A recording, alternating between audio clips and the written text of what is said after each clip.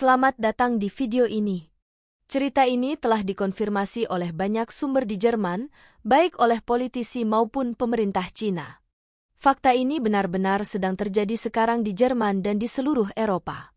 Situasi ini bisa digambarkan seperti burung nasar yang mengitari mangsanya, perusahaan-perusahaan Eropa yang hampir mati, tergeletak tak berdaya di padang pasir industri. Tidak diragukan lagi, ini adalah fenomena yang nyata karena kita telah menyaksikannya terjadi. Contohnya, Chery telah mengambil alih pabrik yang sebelumnya dimiliki oleh Nissan. Selain itu, Ford juga telah menyerahkan pabriknya di Brasil, dan kemungkinan besar hal yang sama akan terjadi di Spanyol. Perkembangan ini menunjukkan bahwa dominasi perusahaan Cina kini meningkat, tidak hanya di Jerman tetapi juga di seluruh dunia. Perusahaan-perusahaan Cina telah berinvestasi di berbagai industri di Eropa, mulai dari telekomunikasi hingga robotika. Namun, mereka belum memiliki kehadiran signifikan dalam manufaktur mobil tradisional di Eropa. Meski demikian, ketakutan tetap ada, mengingat Mercedes-Benz memiliki dua pemegang saham besar dari Cina. Salah satunya, Geely, memiliki mayoritas saham di Mercedes-Benz, serta kepemilikan atas Volvo, Polestar, Zeekr, Lynk dan CO, dan bahkan Lotus. Langkah-langkah seperti ini dinilai sebagai investasi paling sensitif secara politik di Cina. Menurut Reuters, Volkswagen, simbol kehebatan industri Jerman, kini menghadapi tantangan besar akibat pertikaian ekonomi global dan transisi menuju teknologi ramah lingkungan. Bahkan, ada laporan dari media Jerman, Spiegel, yang menyebutkan bahwa grup Volkswagen mungkin akan menutup pabrik mobil listriknya tahun ini, meskipun sebelumnya telah berjanji untuk tidak melakukannya. Di sisi lain, perusahaan-perusahaan Cina tampaknya sudah memahami situasi ini. Mereka tahu bahwa beberapa perusahaan Eropa berada di ambang kehancuran, terbebani utang besar, lebih dari 200 miliar dolar. Dengan membangun pabrik di Eropa, perusahaan kendaraan listrik Cina dapat menghindari tarif Uni Eropa yang tinggi untuk mobil listrik impor, sekaligus memperluas daya saing mereka. Namun, langkah ini juga memicu kekhawatiran bahwa pabrik-pabrik tersebut hanya akan menjadi pabrik perakitan, dengan jumlah pekerja yang jauh lebih sedikit dibandingkan industri otomotif Eropa saat ini. Cina memiliki hak untuk menyetujui investasi luar negeri, sehingga pemerintah Tiongkok kemungkinan akan terlibat dalam proses penawaran ini sejak awal. Sejumlah konglomerat Cina juga telah mulai mendirikan pabrik di Eropa, seperti BYD yang membangun fasilitas di Hungaria, Austria, atau Polandia. Selain itu, CATL, produsen baterai terbesar di dunia, juga membangun pabrik di Eropa. Keputusan investasi ini akan sangat bergantung pada sikap pemerintah Jerman yang baru terhadap Cina setelah pemilihan umum bulan Februari mendatang.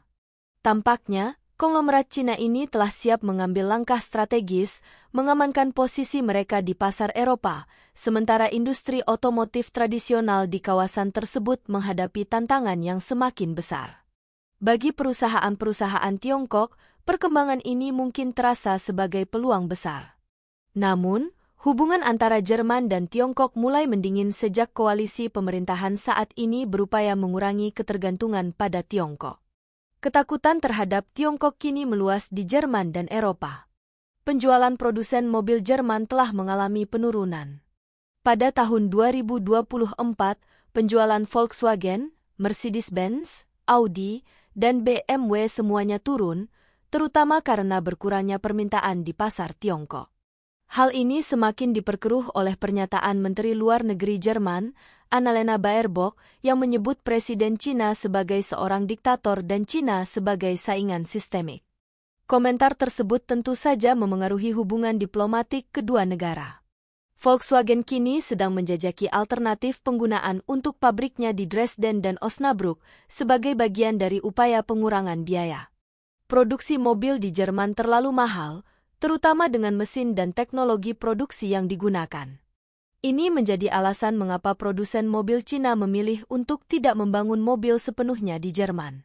Sebaliknya, mereka lebih suka merakit mobil yang sebagian besar komponennya telah diproduksi di Cina. Grup Volkswagen, yang memiliki merek-merek seperti Porsche, Audi, dan Škoda, kini menghadapi persaingan ketat dari perusahaan Cina. Produsen mobil Cina bersedia menjual dengan harga rugi untuk merebut pangsa pasar, sambil menawarkan produk berkualitas tinggi dengan harga lebih rendah daripada Volkswagen. Sebagai hasilnya, laba pendapatan Volkswagen menurun signifikan dan margin keuntungan mencapai titik terendah dalam beberapa dekade. Meski para eksekutif Volkswagen ingin menutup beberapa pabrik untuk mengurangi biaya, mereka menghadapi perlawanan keras dari serikat pekerja. Namun, dalam kesepakatan yang dicapai sebelum Natal, diputuskan bahwa produksi di pabrik Dresden akan dihentikan pada tahun 2025. Pabrik tersebut, yang mempekerjakan 340 orang, memproduksi kendaraan listrik ID.3. Selain itu, pabrik Osnabrück, yang memproduksi ID.3 dan T-Roc Cabriolet, juga akan dihentikan pada tahun yang sama. Sebagai bagian dari restrukturisasi ini, Volkswagen juga berencana mengurangi 30.000 hingga 35.000 staf dalam 5 tahun ke depan. Perusahaan juga mempertimbangkan untuk menjual pabrik Osnabrück kepada pembeli Cina. Seorang juru bicara Volkswagen menyatakan bahwa tujuan utama adalah menemukan solusi yang berkelanjutan yang mempertimbangkan kepentingan perusahaan dan karyawan. Namun, perusahaan Cina menghadapi tantangan besar dalam beroperasi di Jerman.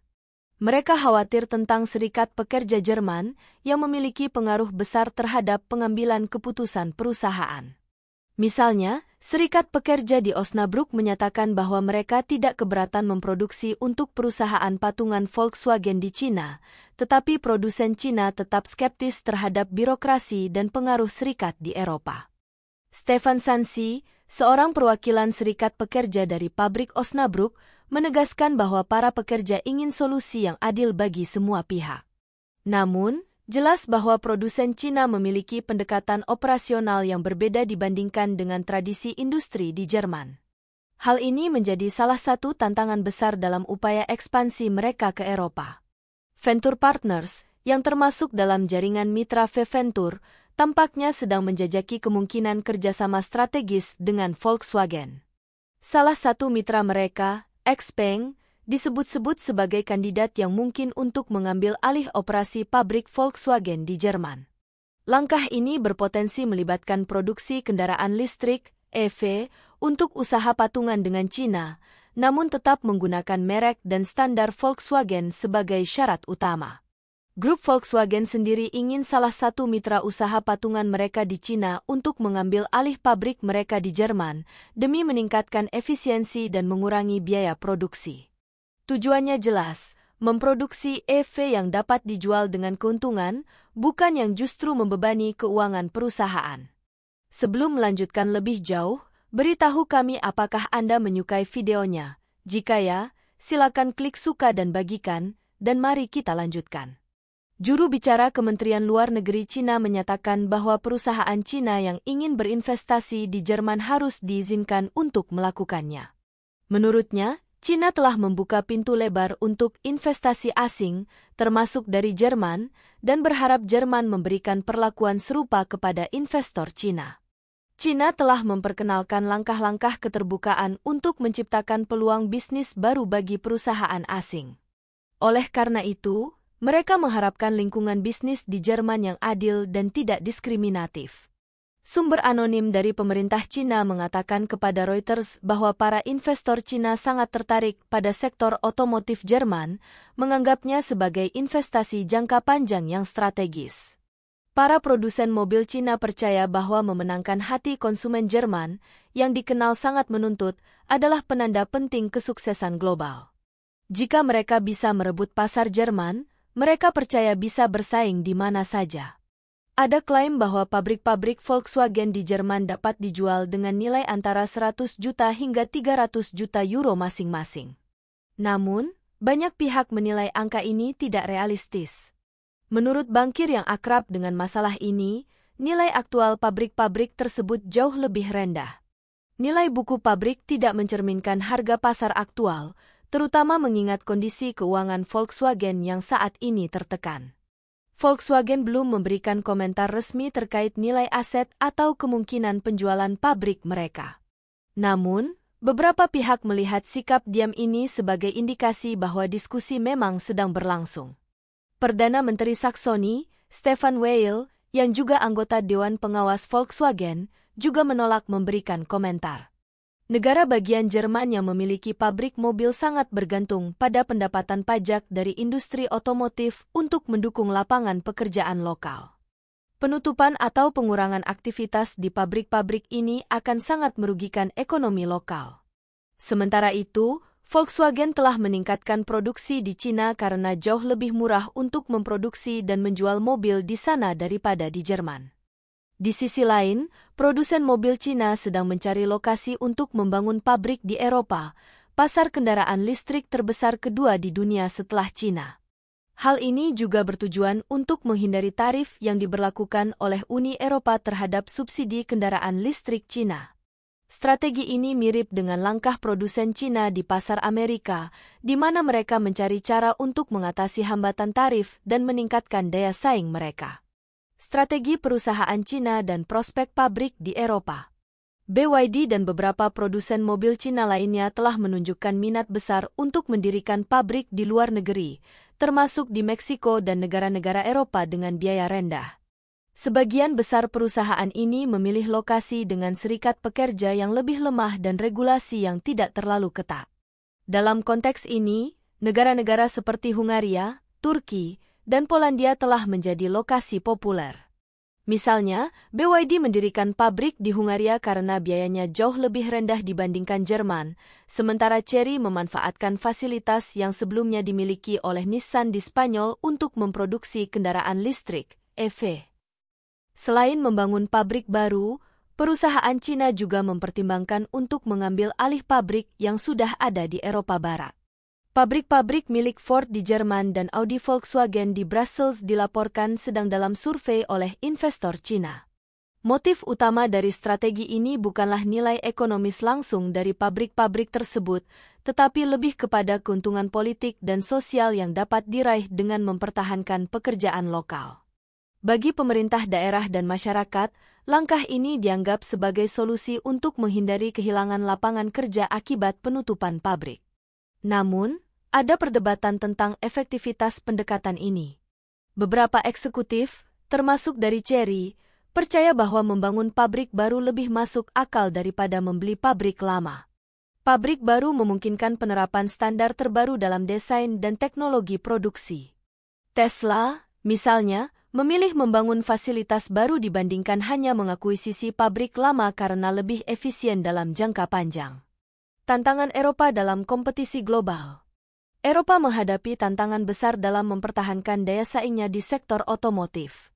Dengan biaya tenaga kerja yang tinggi, regulasi yang ketat, dan infrastruktur produksi yang usang, perusahaan-perusahaan Eropa berada pada posisi yang kurang menguntungkan dibandingkan pesaing dari Cina.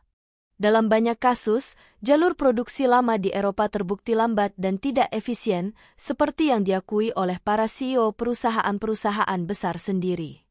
Keputusan untuk membuka pintu bagi investasi Cina dapat memberikan solusi jangka pendek, tetapi juga memunculkan risiko jangka panjang. Jika perusahaan-perusahaan Cina terus meningkatkan pangsa pasar mereka, industri otomotif Eropa dapat semakin terdesak. Dalam 10 tahun mendatang, negara-negara seperti Jerman dan Prancis mungkin kesulitan bersaing dengan negara-negara seperti Cina yang memiliki efisiensi produksi yang lebih tinggi dan biaya tenaga kerja yang lebih rendah. Bagaimana pendapat Anda mengenai video ini? Jika Anda punya pendapat, silahkan tuliskan pendapat Anda pada bagian komentarnya. Dan jika Anda suka dengan video ini, silahkan klik like dan subscribe. Dengan begitu kami akan membuat video lainnya untuk Anda semua. Terima kasih dan sekian dulu dan sampai jumpa di video berikutnya.